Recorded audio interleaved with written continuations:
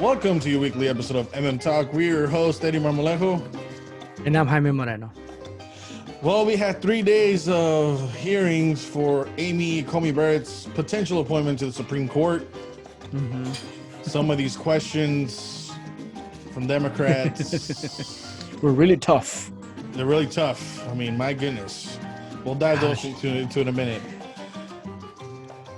For all you Trump haters who said he hated on Mexicans, I will have some bad news in a couple minutes. You may want to grab your parents, your grandparents, anybody in your immediate family. This will be bad. Yeah. And is Florida the key not only to 270, right? But to truly understand Latino voting patterns for 2020. I mean, is that gonna be the state that's gonna tell us what's important to Latinos? We're gonna talk about that.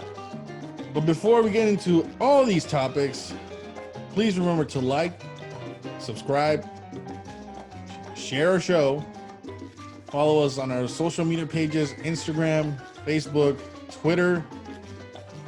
All right, Jaime, let's dive in. So, Amy Coney Barrett, right? Catholic. Who?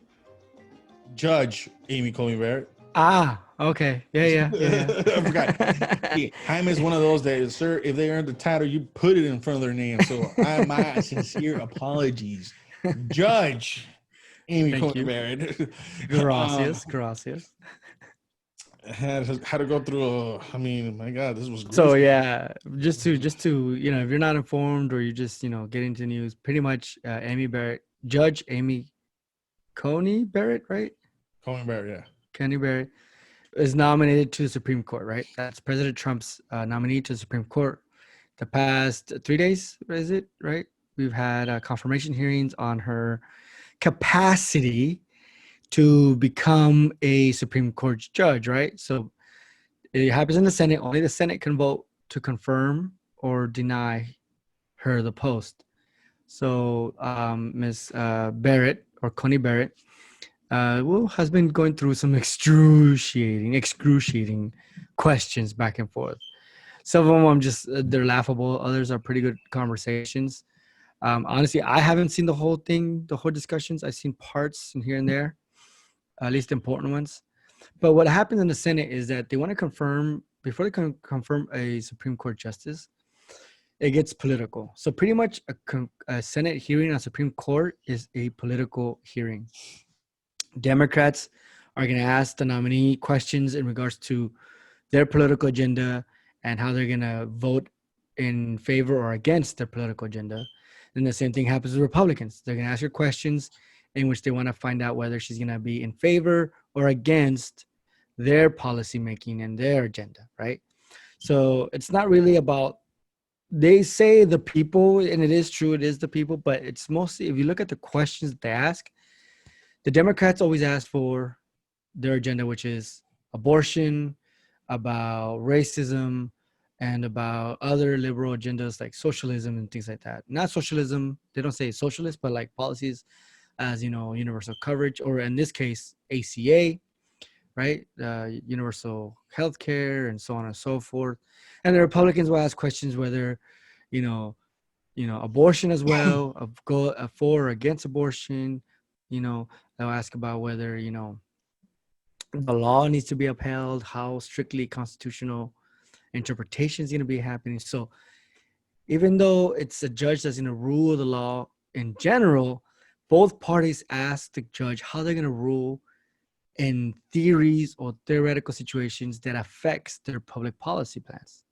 If that makes sense, right? So Republicans always going to ask questions, is she going to be too liberal, right? You want to make sure she's not too liberal.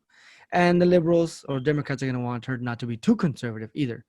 So it's a good kind of way to measure how she might vote. But however, it's not about, they don't ask the tough questions like I would like to consider.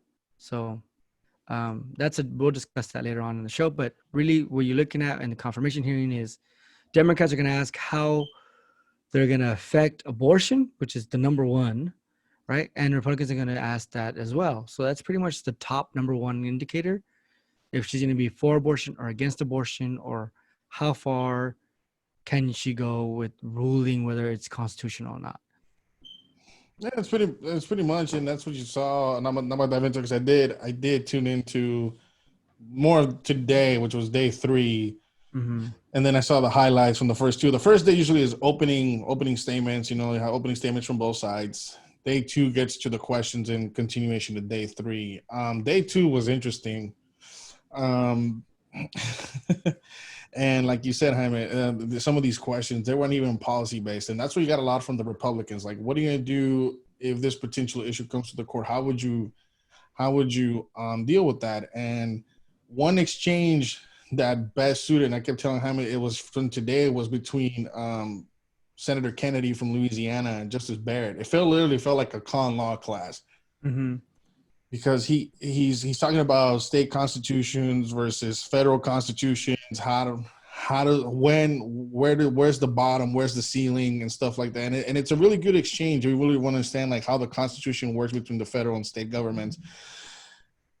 So we get those type of questions that kind of make sense as to, you know, how would a judge rule and you know, on issues. But then we go to this. I'm going to ask you some questions that if you had told me 5 years ago, that would be questions asked at a Supreme Court nomination hearing, I would have thought they wouldn't be possible. But unfortunately, I think they're necessary to ask you. And I hope that you'll give me direct answers. The first one, you've already spoken towards issues of racism and how you deplore it. But I want to just ask you very simply, and I imagine you'll give me a very short, resolute answer. But you condemn white supremacy, correct? Yes. Booker asked a mother of 7 with 2 black children adopted from Haiti if she opposed white supremacy. And then today he asked her, do you support separation of children? Now, this is a loaded question, or what is considered to be a loaded question, because it's a policy question. And now she will give her position. Instead of giving a judicial review of a question, she's going to discuss policy. And she said, I'm not going to dive into that just because it's more of a policy issue. That's more for the administration. Now, we can, if you're going to send me an argument if this part of the policy is constitutional or not, that's up to judicial review. And by judicial, that's what it means for a judge to look and the Supreme Court to look over an aspect of a certain policy, if it's constitutional or not.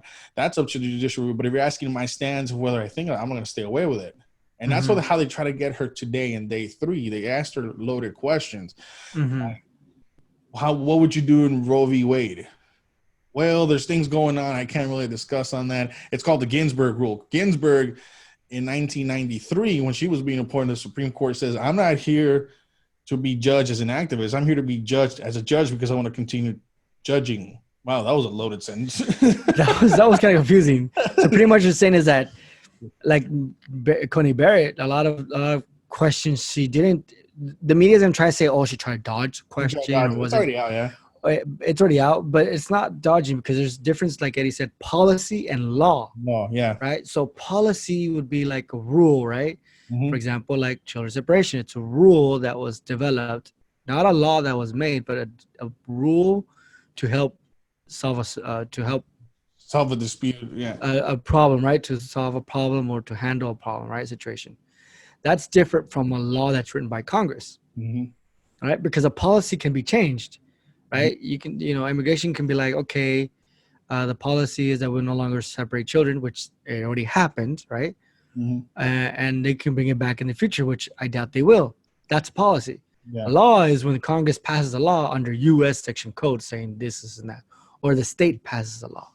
That's what like Eddie says. Yeah. So they're trying to get out a policy, which is like, that can change anytime based on the administration. And I'm not going to go into something that can be changed today or tomorrow as we speak, right? But I will rule on law, meaning that something that was written on law that is actually enforceable by law. So if that hopefully that helps clear up what we're talking about. Right? And Eddie's on point. He's on point on that. I just want to make sure we understand where we're at. That was the whole point by Democrats in the last 3 days is try to see how she would vote in the court on certain issues, on existing political debate. right? That's what she kept saying. That's politically being debated right now. I don't want to answer that because it's not where I stand. She kept repeating that and repeat. And again, Ginsburg did the same thing when she was asked about Roe v. Wade. As an activist of Roe v. Wade, I have a position. As a judge, I have to, right, go by the law, go by precedent, go by legalities to reach a decision and how I would cast my vote. And repeating and repeating. And you got questions from like Kamala Harris, like, do you believe in voter suppression? Do you believe that racism still exists in America? How is that up to judicial review? Beats me. But these are the type of questions that they're too general, right? That were too general and too vague. And then and I don't think we're in the scope of the judicial branch itself. So she said, you know what, I'm not dealing with this. And she even caught her, like, look, I knew you were gonna go with that. Yeah. Like, on COVID, in that clip on COVID. Like, do you believe coronavirus is a serious thing? And I'm like, yeah. I think I see where you were going with that, but I think there's no dispute because I'm not gonna. Do you believe in science? I'm like, all these dumb questions that were being asked, and I'm like, I'm sitting here like, seriously, and that's why I'm gonna go back to the Senator Kennedy whole the discussion discourse. The discourse. I'm telling you, I feel like I was in a common law class. He's like, okay, how does the Fourth Amendment of a state differ from a Fourth Amendment of the federal government? I'm like, that's a pretty good question. I mean, I need to know what the Fourth Amendment of the particular state is. Like, what's the power? What is the balance of power between the state and the federal governments and court decisions? Like, how does that? They're talking about litmus test, reliance, reliance on the law, all these things, right? And you're like, Eddie, what the hell are you talking about? These are legal terms, and study, and those are the things that a judge is supposed to know.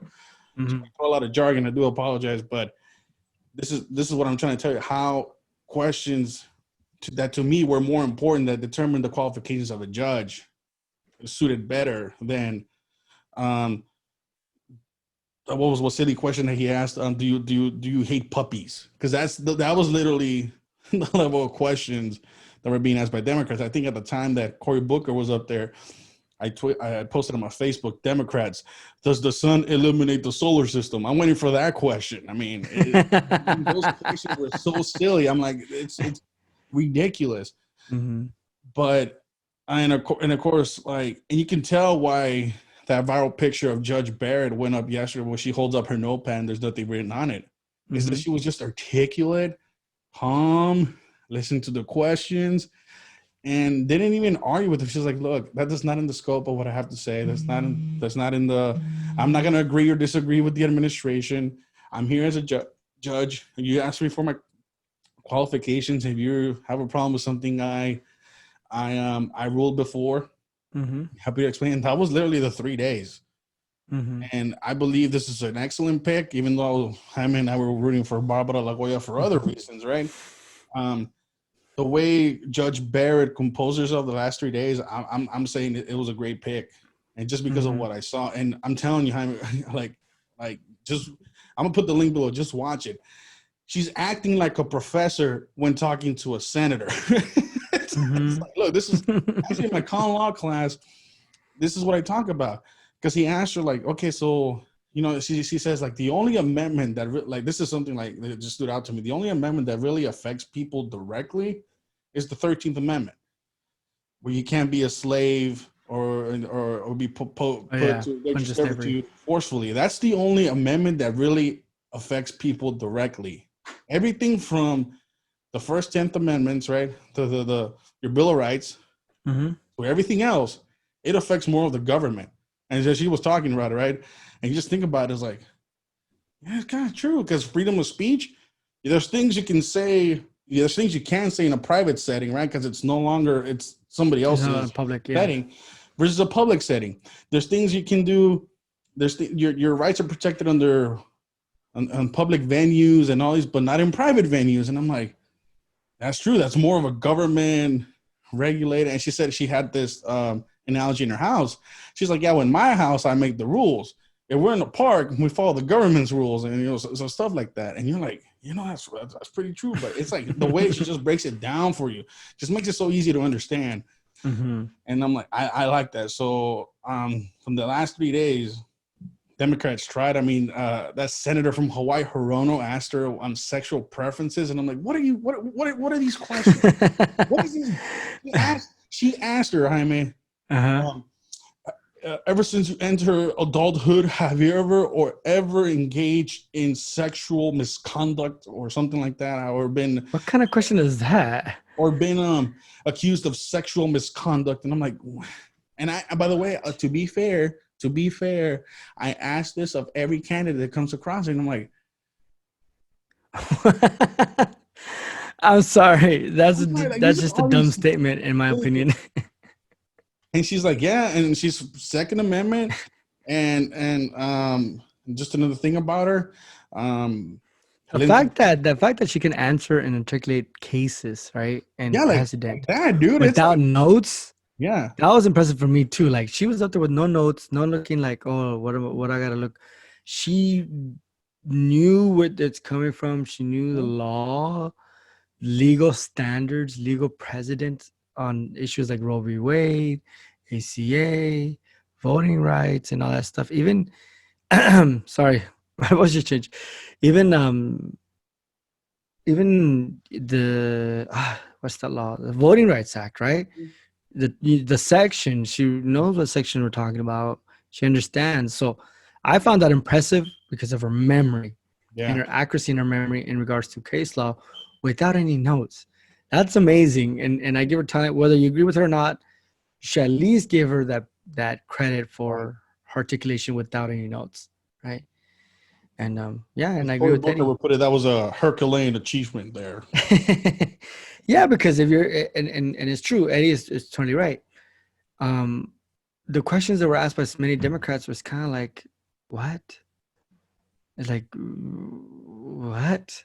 You're asking they're pretty much talking on campaign speaking points. Yeah, that's what it was. That's pretty much what it was. They try to get her position. White supremacy. We've been a whole week. We're talking about white supremacy in the Trump administration. Okay, so that's just recent, right? Yeah. Kamala Harris, our beloved senator from this state of California. Do you believe in climate change? Do you believe in climate change? And she kept bearing. She's like, well, I mean, she even said yes or no. She's like, I'm not going to argue with that because that's his opinion. The reason she wasn't arguing, she's like, I need to see the case. I need to see what they bring up to the court. Yeah. And that's so true. As a judge, you can't just say you have your opinions and stands, like Eddie says, but you won't know the facts of the particular case until it arrives. Yeah. Because even though Kamala Harris can say climate change is destroying things, what if someone is suing because like in California, PG&E have power. The power lines are going off, and that caused fires. Mm-hmm. That's not nature. That's human made. That's human made, yeah. Right. So that case could come up to her court, and that could be considered climate change, right? But if she looks at the facts of the case, she might be like, well, that's PG&E's wiring that caused this fire, right? So you can't really rule or give an opinion without seeing the facts. And I think that's what I liked her for that too, is because she's like, you're asking me a question where I wouldn't even know the facts, right? Mm-hmm. It's just a hypothetical general understanding of the rules. So if she generalizes something, then they're going to think that that's the way she's going to come about it in a case. Yeah. And she said she needs to see the case, the evidence, what is that you're presenting to the court to make a ruling. Right, and that's one on the last part of this topic that you bring out a good point. She said, I need to see the case. I need to see the precedent, because a lot of the fear right now with ACB is that she's automatically going to overturn the ACA. She's automatically going to overturn a Roe v. Wade. If you're Latino, DACA comes back into the court, it's going to be overturned. And she's like, the sense that I get from her, she's going to look. We have to look at what part of the question. We have to look exactly what the question is being asked. It's not that she said, I have to look at legal precedent. Now, if it leads to that conclusion, it's going to be based on court precedent as to what the legalities of the situation are, and then I'll overturn. It's like she steered away from the Trump talking point, like, I'm Trump's gal and I'm going to do what he says. She's like, I'm a judge, okay? Mm-hmm. Well, if there's a certain aspect of the ACA, I have to determine if there's constitutional, that's what I'm going to do. If I have to determine if it's a certain part of Roe v. Wade that's unconstitutional, that's what I'm going to do. If DACA is unconstitutional, that's what I'm going to do. And that's another thing that I liked about it. It wasn't like yes, no. Look, I have to look at the question. What's the question? I can't say yes or I can't say no, and that's why a lot of people on the left right don't like, because she's a strict constitutionalist, right? She's a Scalia scholar, so she's gonna say, so she's gonna see what the court has said in the basis of the Constitution, and then she's gonna make her decision. So to those who listen to our show on the left, I would advise you not to jump to that conclusion just yet. Of course, we have to see it when she gets to the court, right? But my sense of her from now is that she's gonna take a look at it, and she's gonna we'll read her opinions once they're made. So we'll see what she says is true. But based on that, I think she's gonna be a good voting judge on the court. So I understand that for you lefties, you're afraid it's gonna be a 6-3 court. I was like, what, 6-3? Yeah, I was 6-3. Like, I even had to write them all out. Like, that's 6-3, right? Barrett, Kavanaugh, Gorsuch, Alito, Roberts, and what's the other one? So he says 6-3, 6 conservative and 3 liberals. 6 conservatives and 3 liberals, right? And that's with the exception of Gorsuch right now, because he flipped on the last one. Gorsuch is floater. So is Roberts. Floater. So, Roberts, yeah. Even though, like I said, you have those floaters, right, that we talk about. So you still have some balance in the court. So when Joe Biden says he's going to pack the court, he's going to have to wait till after. Well, he's never said it. Don't say that. He's never said it, remember? You don't have the right to know yet until after the election. I'm not going to answer that question until after the election. Okay, Joe. I mean, all I have to say is yes, but yes, no, yeah. But anyways, I mean to interrupt. Go ahead with the court, the lefties. Yeah, so that's the fear that you're going to have 6-3. Have a 6-3 court, and it's going to favor a lot of conservatives. But I'm telling you, even though she's conservative, just look at her. She's really impartial. I noticed that she really tries to be impartial as much as she can. Yeah, she's really, and she recognizes it. And like I said, haven't seen all the hearings, but I did catch some of it on the radio, and then some of it on TV. And she's always trying to be impartial because she's a judge. Yeah. And she's like, I'm a judge. I think in one statement, she's like, I have to rule on something, and I can't make a commitment to whether I agree or disagree, or I believe it's true or not true, because I have to look at what comes up to me and rule as a judge. So pretty much saying she has to be impartial to her own personal opinions and stuff because she's a judge. And because as a judge, she has to be impartial because there's going to be stuff that's going to come up to her based on evidence, right? Because you can't make a rule without the evidence, right? That she can't be like, well, yeah, I agree with climate change, or I don't agree with climate change. Because what if something comes up to the Supreme Court and she votes in favor of climate change because the evidence showed certain particular things? Well, let's say she votes no on climate change because the case was weak, and the same as PG example. But I liked how she maintained that she needs to be partial. She's trying to remain partial, especially when it comes to heated public opinion debates, which, like Eddie's talking about, climate change, abortion, systemic racism. She didn't even answer systemic racism. She did agree that there is racism in America in such a way that there are people who are racist, but she never committed to yes or no whether or not the United States is systemically racist. Yeah. Yeah, she alluded to be like a case by case basis, but like again, she has to look at it. So we'll see. I know. So has anyone accused her of sexual harassment or sexual? No, nobody accused her. They asked her, but I know the FBI is gonna do their little closed session with the senators of the Judiciary Committee, and then from there, I guess it's welcome aboard. I mean, unless a big bombshell drops between now and then, it looks like she's gonna get appointed. It's just from the looks of it, just because of the way the last 3 days, I didn't see nothing that can really say. I mean, this was nothing compared to Kavanaugh. I'm telling you that right now. Yeah, and Kavanaugh was more. I guess the discussion Kavanaugh was more about whether he molested or raped college roommates and all that stuff. Yeah, so it was more about that, and not so much about his stance on constitutional law, right? Right. And it's interesting because I don't see the libel coming from the left as much. Yeah. So we'll see what happens with Judge Barrett. Hopefully, for me, she gets appointed to the court. I didn't know her that well. I just kept reading a couple articles, but based on what I see in the last 3 days, I believe she was a good pick, and we'll see what happens. So let's move on. I told you that we had bad news. I mean, this is awful. If you're a Trump Terrible, hater, terrible. The worst news ever. if you are Worst news ever. if you're a Trump hater, I advise you to please Sit down. grab your blood pressure medication. Okay? Have your what is it called? Your Asthma, anger your buddy, inhaler. your anger buddy. I don't know who you go to for some moral support. You have them on the line. Okay, so Therapy we all dog. know, Jaime, as we all know, 4 years ago, a man came down an escalator, right, and told Mexicans, according to everybody, that does not have how do I put this? Does not have clear ear of context. I mean, I'm just trying to be nice about it. That all Mexicans are rapists and criminals. Yeah. And he was referring to, of course, like I said, Mexicans, and that man got elected president. That man also, Even though it's clearly racist of him to say that man is more racist than Bull Connor and George Wallace. I mean, that. George Wallace got nothing on this man. George Wallace got nothing, man. According to the left. According to the left, right? Well, that same man led to the lowest levels of unemployment for Latinos everywhere, right? Well, that's good for Americans, right? American Latinos.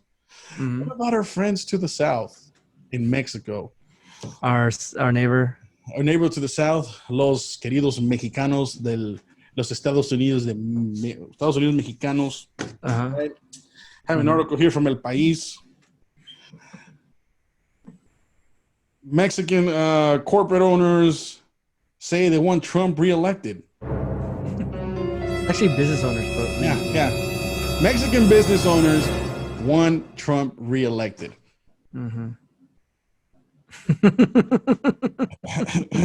Okay, so Mexican owners from Mexico. From Mexico. Now, yeah. Mexican business owners from Mexico. Actually, well, where the hell? Well, it's that way. Want President Trump reelected. The same people, right? The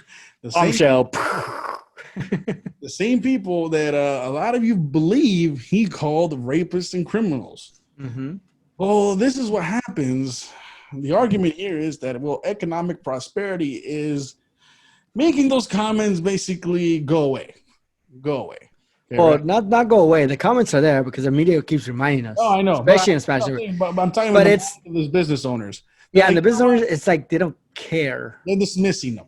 You know, Yeah, I'm making a lot of money. Like the article says, money knows no nationalism. that's right. That's in the article. That's not MM talk, by the way. That was in the article.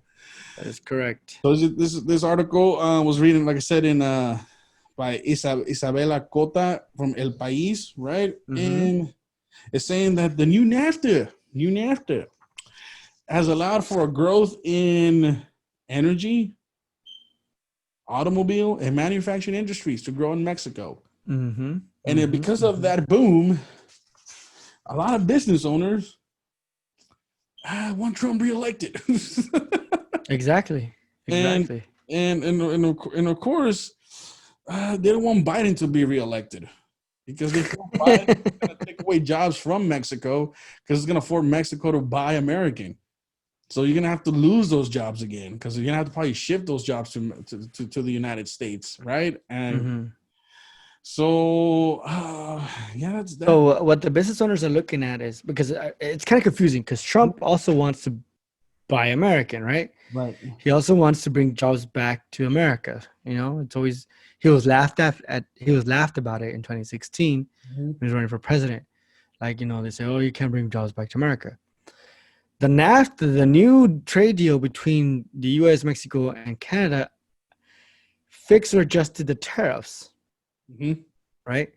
So these business owners see Trump's policy of America made not as a American how do I say this? They look at it more as a tariff situation, because Trump has always said that we pay an unfair amount of tariffs and we're charged more than other countries.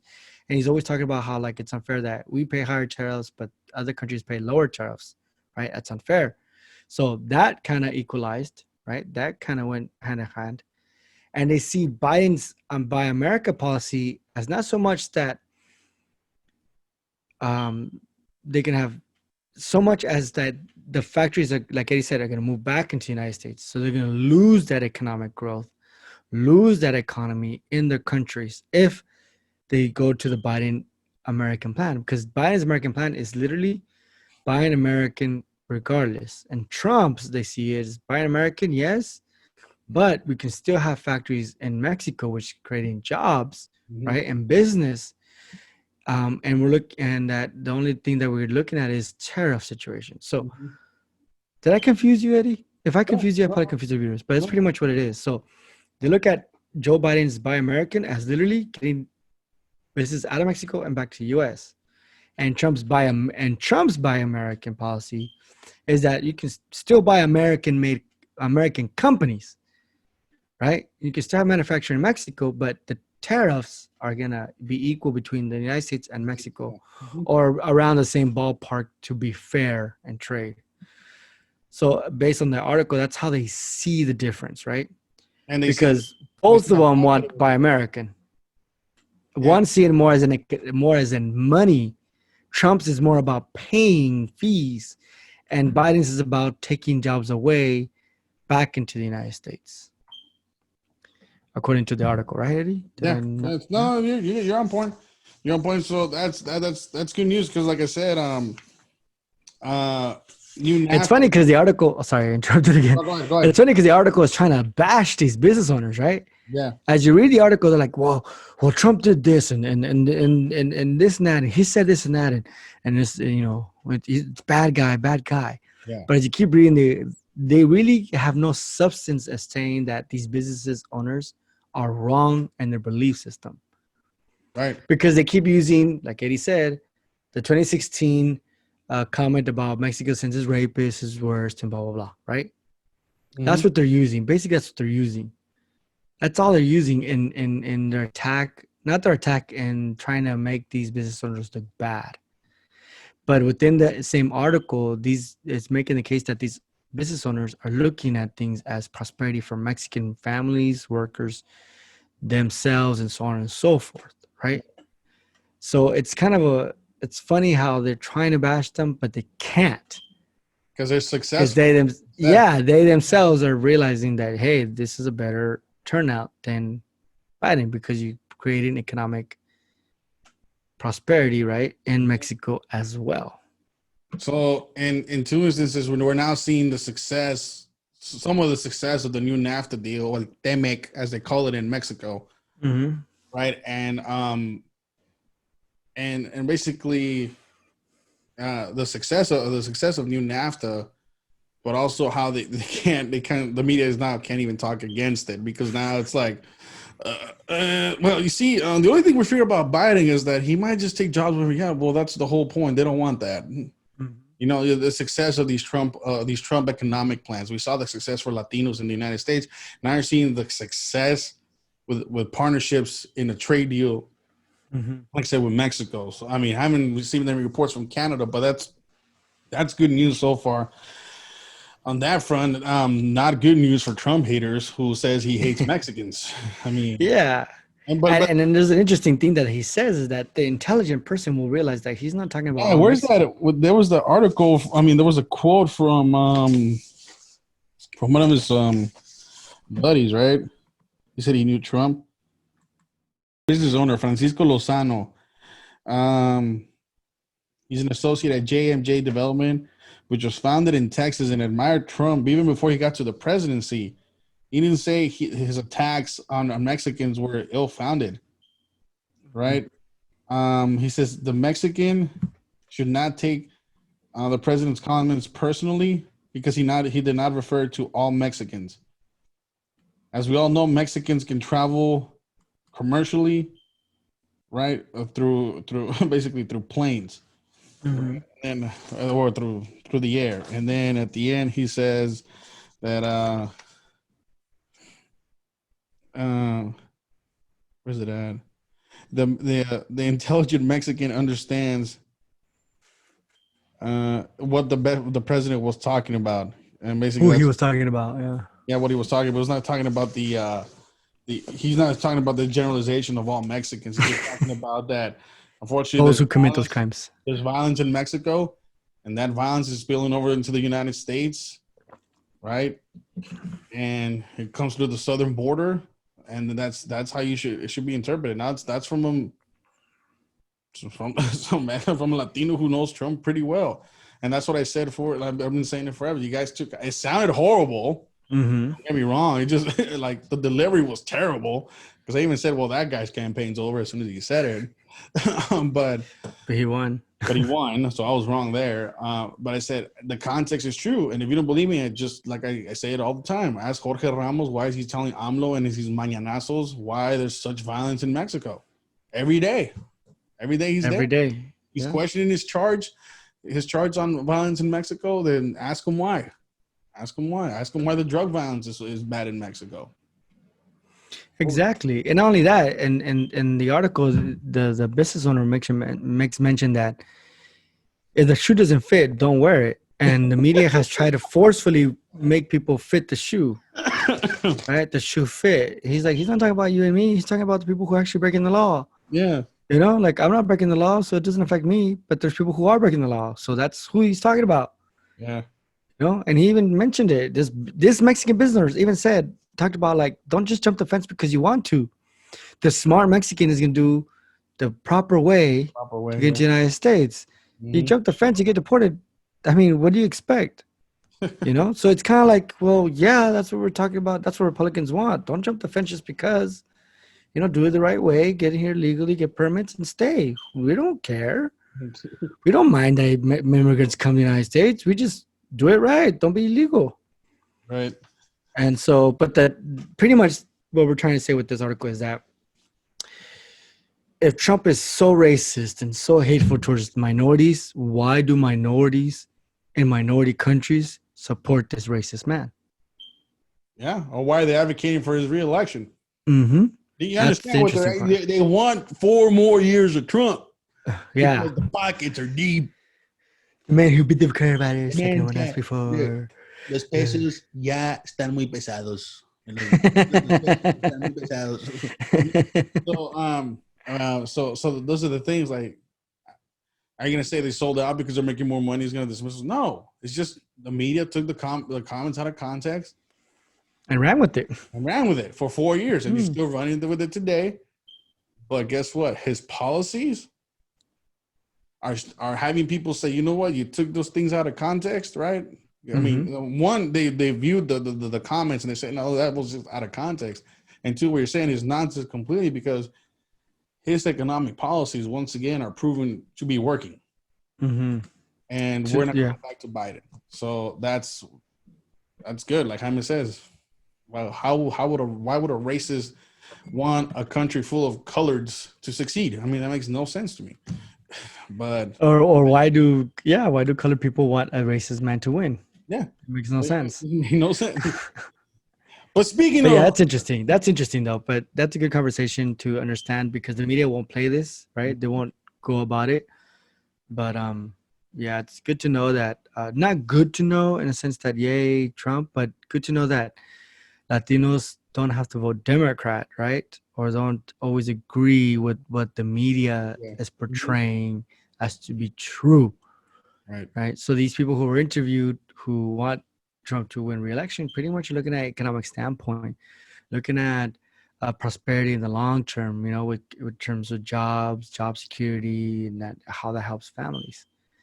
And in a Biden presidency, according to them, it's going to be more about getting the job out of Mexico and moving to the United States and just cause more devastation in Mexico, which will then lead to more people crossing to the border in the United States, seeking jobs, right?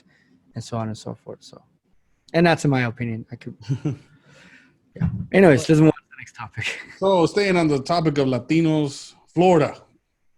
Florida. So as we know, we had discussions here in MM Talk where Trump began his Latinos for Trump campaign in Florida. Mm-hmm. For the umpteenth time, that you're going to be told that Florida is a swing state. Yes. And in this county called Pinellas County, right? It's in What you call me? Pinellas.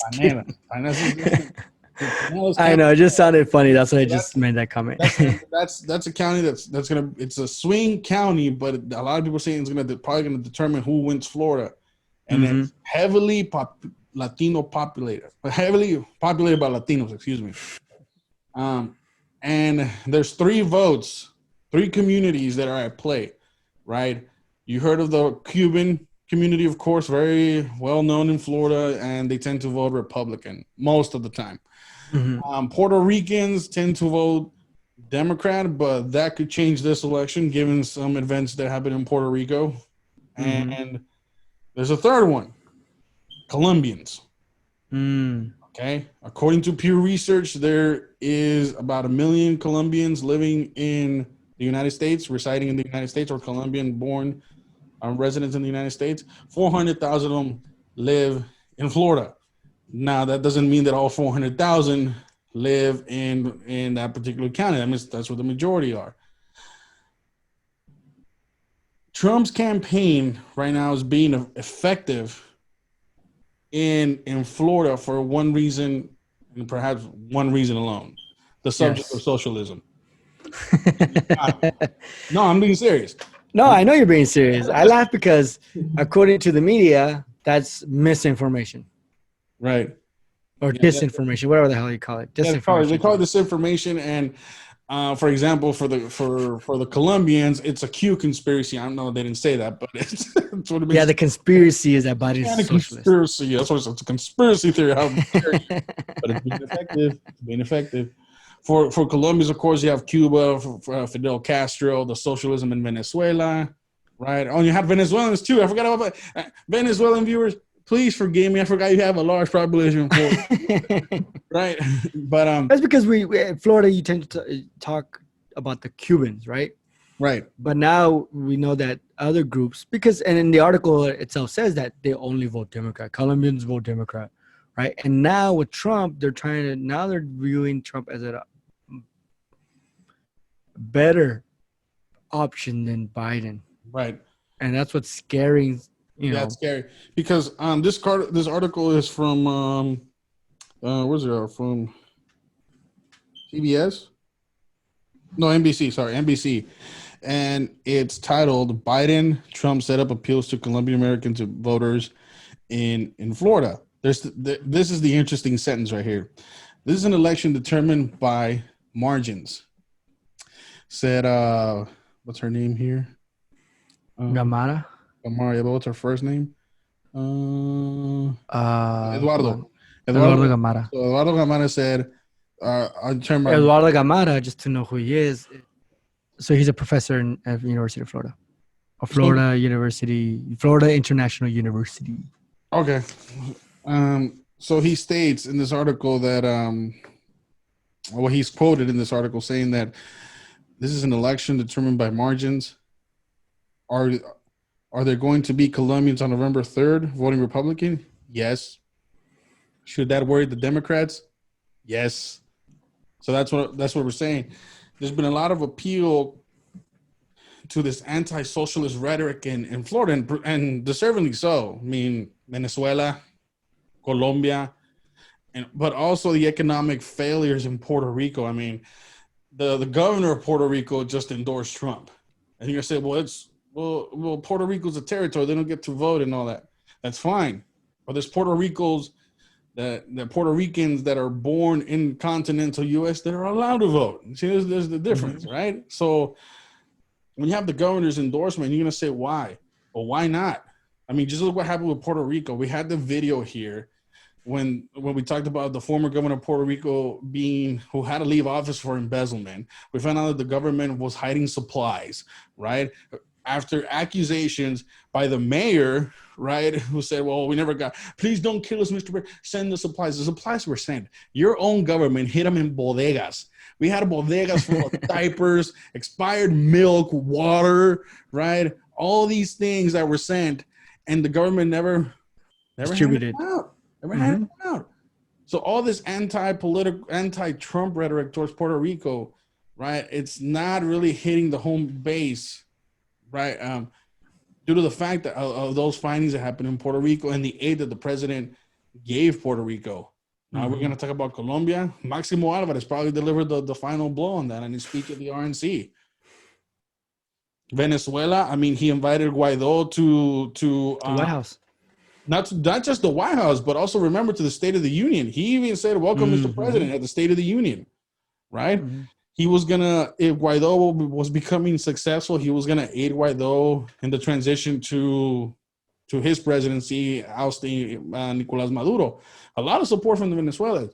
So the question is, now we talked about the reasons for Venezuelans to vote Trump, Puerto Ricans, and Cubans, but why Colombians?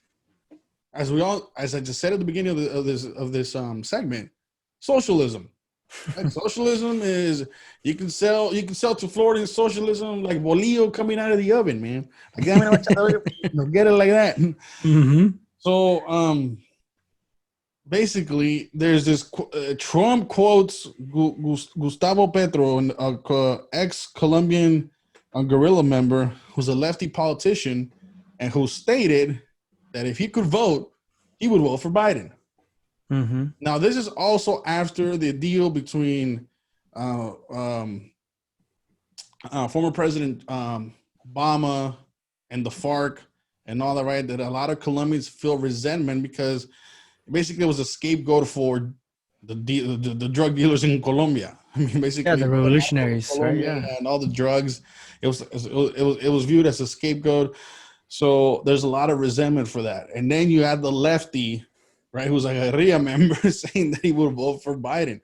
So Trump is using this and hammering down on the Colombians. And now that fear, right, that it's actually working is worrying Democrats.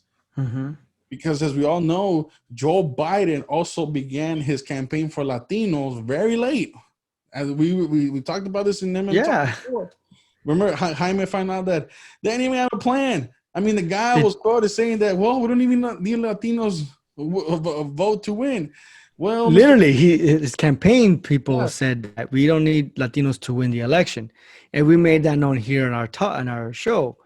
We also noticed that Joe Biden never showed up to any Latino events, with the exception of that awkward Despacito, whatever the hell that was. But other than that, no return calls to Hispanic organizations, no return calls to Latino organizations, not showing up to any Latino events, not going out there and greeting people. In the primary and after the primary, he hasn't reached out to Latinos as much, only in Nevada, just to get that primary vote. But other than that, he's done a poor job reaching out to Latinos. And we made it clear here in MM Talk. Right. And so when we say where the Latino vote is going to be kind of exciting just to watch, because when I was looking at it, I was looking at it even back to George Bush's 2004 election, because there's a lot of claim that he got 44% of the vote. But when I was looking at that, there was swing votes from, let's say, Puerto Ricans that went Republican, from Cubans that stayed Republican, but they voted on issues like religion, the economy. It wasn't so much immigration like you see here in the southwestern states. But in Florida in 2004, right, I believe that's the key for Trump to get to 270. And that county, that I'm gonna pay close attention to that county. But if Trump gets Florida, because if you since 1992, whoever wins Florida wins the race, right? But for us, for Latinos, that's going to be really interesting to watch, to see what communities, how they vote, because we're supposed to be this great, gigantic voting block. I want to see it. I want to see it. So if Trump is really he just had that rally. Was it in Jacksonville? His rally. I don't recall. I can't recall if it was in Jacksonville. He just had a rally, his first rally after COVID, and he was hammering the Colombians, not hammering the Colombians, but hammering towards Colombians this this fact that he's with the Venezuelans, he's with the Puerto Ricans, he's with the Cubans, yeah, because he's anti-socialist. So we're gonna make the economy great. Look at this guy; he just got endorsed by an ex-guerrilla member. I mean, look what he did in Colombia with the drug dealers. I mean, just look at it. And you want this guy to be in the White House? Are you kidding me? So all that is really rallying this Latino base that it's outside of the Cubans. And for me, it's kind of exciting because every time I hear like, well, Latino support, Florida Latino support Trump, I'm like, okay, we're talking about Cubans again. No, because historically, Cubans tend to vote Republican. And yeah. it's obvious because they're so against socialism, obviously because their country is under socialist dictatorship, right? The Colombians part is interesting because, like Eddie said, they're voting for a man based on anti-socialism rhetoric. Yeah. And that in itself is what the media is calling a disinformation. They're trying to say that Biden is not socialist. That's a lie. However, he has accepted a lot of that policy in order to win the nomination. Yeah. Right? And he picked a vice president who is so left-wing, and Eddie and I made it clear here in Evan Talk, so left-wing, we might as well just call him the Socialist Party. Well, and he's viewed as a Trojan horse. You're right. Joe Biden is not a socialist. He said, well, I defeated a socialist. That's true, Mr. Vice President. But like Jaime just stated, you've embraced Kamala Harris, whose voting record is far more liberal than Bernie Sanders. I mean, that's utopian status. Yep. There's Bernie Sanders and then there's utopia. You're voting utopian status right here. Okay, you embraced. You made communism, socialism. I mean, you have achieved what communism hopes to achieve by picking Harris, right? I'm just joking, but sort of. but I mean, that's what I mean. Like that's a lot. That's a big problem for these Latinos who are seeing that, who have fled that. So literally left countries because it's an effective way to Trump. And I believe if Trump keeps hammering that message towards Latinos, so I haven't seen a lot of hammering on this part of the states, but you know, in Florida, which I believe is, like I said, it's key, and that county that I mentioned is key. It's gonna be interesting, and I believe he pulls it off, Jaime. 4 more years, right? You can start chanting that because of course, Pennsylvania's looking kind of rough because I don't know fracking. Oh yeah, even though that's a whole different issue. But the interesting part here is that the media is trying to say, oh, he's scaring them with socialism scare. It's all a tactic of, scaring them away. What the media doesn't want to admit is that it's true. That they don't want to admit that it's true. There's a lot of socialist policies in the Biden-Harris ticket and the Democratic Party. Yeah. He's not lying. The media doesn't want to accept it because they don't want Trump to win. Yeah. Right. So they're going to say, oh, it's a tactic to scare them. They're just using the socialists to scare them to vote for Trump. It's just, it's a racist thing. It's, it's fear mongering, whatever they want to call it. Mm-hmm. Right. But it's true. And like Eddie said, these Latinos who left their countries, literally left their countries because of socialism. And then you tell them, vote us and we're going to bring socialism in America.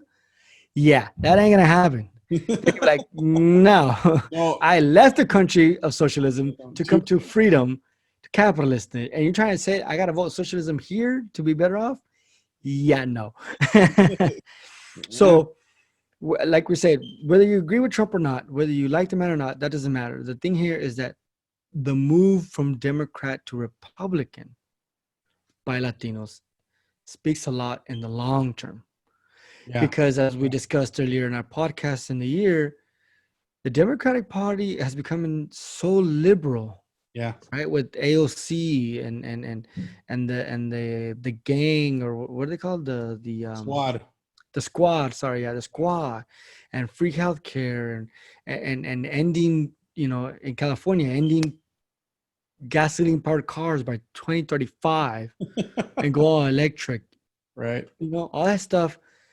With socialist policies by the Democratic Party, it's going to eventually change some Latinos. I'm not saying everyone, some Latinos away from Democrats into Republican. Yeah. Why? Because they escaped things. They literally left their countries with nothing in their backs but their clothes, right, to a country that give them capitalist opportunities to be successful. And they're going to vote against their own interest I don't think so. Yeah. So I think that's what Eddie and I want to. That's what Eddie and I want to get at. If they vote for Trump, it's voting the Republican ticket, right? As of now, Yeah. as we look down the road, because Trump eventually is going to be out of office, whether it be this year or in 4 years, right? Mhm. But the platforms by the Republicans and the Democrats, right, is what's going to change Latinos voter turnout, either to stay Democrat or turn Republican. Yeah. And we noticed a lot of Latinos have gone Republican by the simple act of socialism, right? Yeah. Well, like I said, Because I can. go The ahead. only stipulation I would add on that is Mhm. Republicans in the East Coast. I still have no indication of how what I call the Northern Triangle Latinos, how they're Mhm. gonna vote. Because I don't think socialism is gonna appeal to Mexicanos.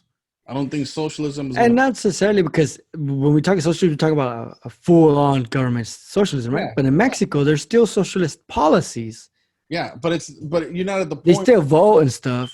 Yeah, but But you still have voting. I mean, you have the one party rule with the PRI and all that, and I get all that. But I'm talking like I mean, the PRI is liberal, super liberal. I know, but I'm talking full blown and like I'm talking full blown dictatorship, full blown like poverty. And I'm saying it doesn't exist, in these countries, but it's the dynamic is I want to go to America and immigration policies are impeding me. That's what I'm saying. How do we target that message for Northern Gotcha. socialism works for those countries for obvious reasons.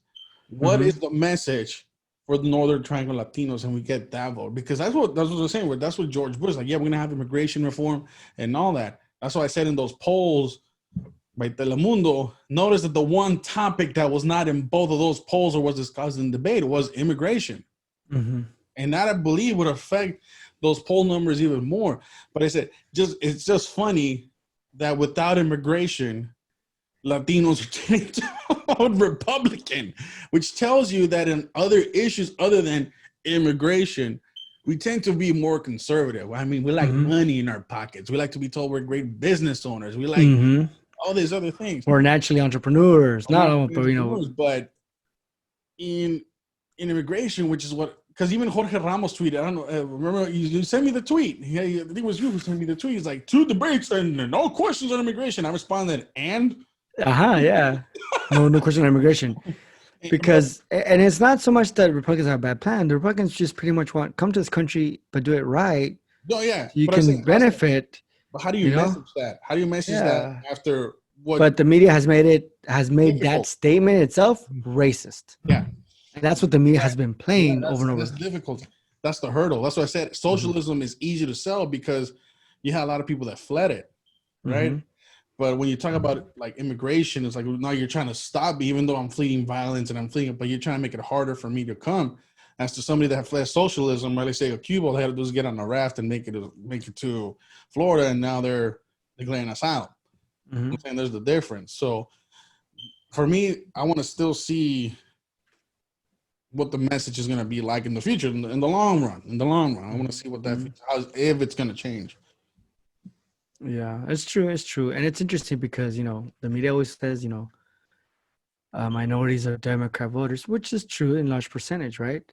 But, this presidency is uprooting a lot of those belief systems, right? It's shaking up the status quo, shaking up, what's tend to be the norm.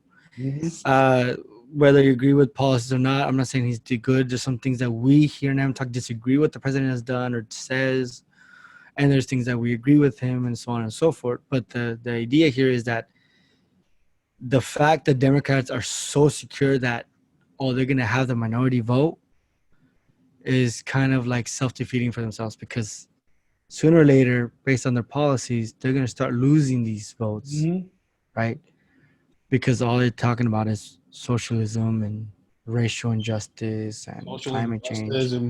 Social injustice and racism, and that's all I talk about, and immigration, right?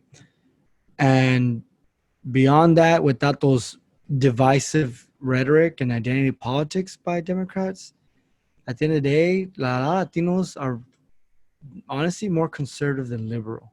Mhm. They just happen to vote Democrat because, you know, Democrats want to make it easier for people to come to the country Mhm. than Republicans. Republicans want people to come to the country. They just don't want you to hop the fence and be here illegally. They just want you to Or dig a go tunnel. into the consulate or whatever and get a visa, and you'll be fine to work, right? But liberals and Democrats say that's racist. So, Mm. I mean, that's my closing statement. I think I repeated myself. Yeah. So we'll leave it there, guys. Thank you for once again tuning in. Always remember to like, share, subscribe, leave your comments below. We're getting closer to election time, so any questions you may have as far even where like what stage you should look at, what are the propositions? We got to get on that soon too on the proposition thing. So And don't forget to register to vote. register to vote. If you haven't registered to vote, register to vote before deadline here in California. I think it's this week, Yeah, I think so. last week. Yeah, So if you haven't registered to vote, go ahead and vote. And if you are registered to vote and you're ready to go vote, don't forget to vote. We don't care who you vote for, but at least exercise your vote, right? So go ahead and vote. Don't forget to vote. Don't forget to, if you're in California, your mail-in ballots, fill it out, vote for your candidate, and send it back to be counted on time. So, yeah. So with that, I'm Eddie Marmolejo. And I'm Jaime Moreno. This is MM Talk, and remember, We're tired of it too.